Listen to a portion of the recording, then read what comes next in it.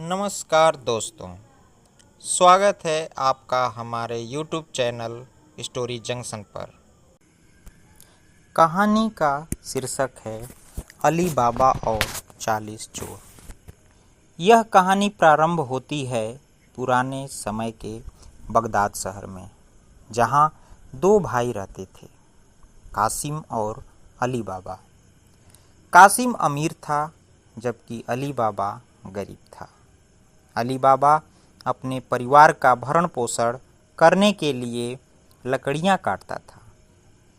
एक दिन जब वह जंगल में लकड़ियां काट रहा था, उसने एक गिरोह की आवाज़ें सुनी।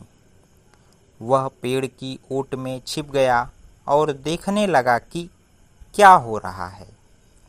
गिरोह के हिस्सेदार घोड़े पर सवार होकर आए और उन्होंने एक बड़ी चट्टान के पास रुककर कहा, खुल जा सिमसिम। चट्टान अलग हो गई और एक गुफा प्रकट हुई।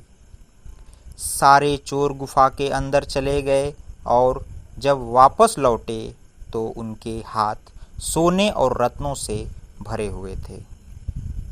चोरों के चले जाने के बाद अली बाबा ने भी वही वाक्यांश दोहराया, खुल जा सिमसिम, और गुफा में चला गया।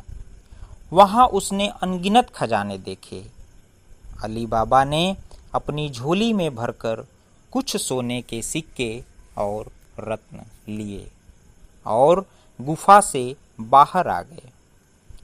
अली बाबा ने अपने परिवार के लिए खाने पीने और पहनने के लिए नए कपड़े खरीदे। जब उसके पास कासिम को इस बारे में पता चला तो उसने उससे रहस्य जानने की कोशिश की। आखिरकार अली बाबा ने उसे सब कुछ बता दिया। कासिम अपने लालच को रोक नहीं पाया और अगले दिन अकेले ही गुफा में चला गया। उसने खुल जा सिमसिम कहकर गुफा को खोला और अंदर चला गया।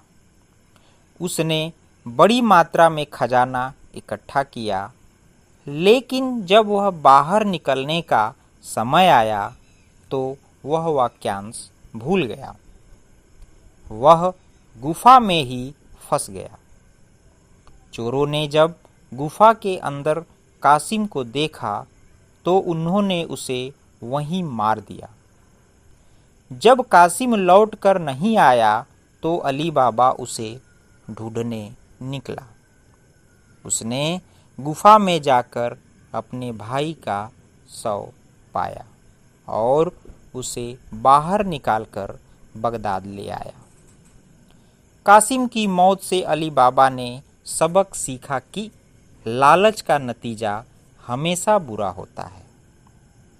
अली बाबा अब खजाने का मालिक बन चुका था, लेकिन उसने बुद्धिमानी से उसे छुपा कर रखा। उसने उस खजाने का इस्तेमाल अपने और अपने परिवार के अच्छे भविष्य के लिए किया। लेकिन अली बाबा की किस्मत में और कठिनाइयां लिखी थी। चोरों का सरदार और उसके साथी अब अली बाबा से व्यापारी बनकर बदला लेना चाहते थे। एक दिन चोरों का सरदार अपने साथियों के साथ व्यापारी वेश में अली बाबा के घर आया और कहा, हम व्यापारी हैं और अपने सामान को आपके घर में रखना चाहते हैं। अली बाबा उनके चालाकी को नहीं समझ पाया और उसने उन्हें ठीक समझा और अपने घर में जगह दे दी।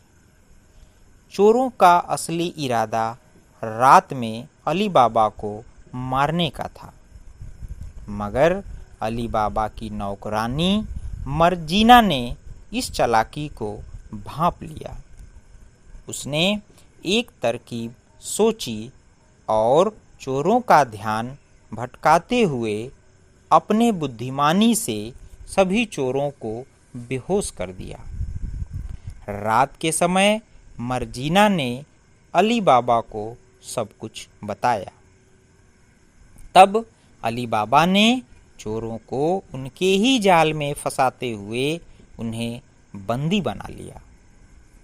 चोरों का सरदार भी पकड़ा गया और अली बाबा ने उसके साथ मर्जीना की शादी कर दी, जिसने उसके परिवार को बचाने में महत्वपूर्ण भूमिका निभाई थी।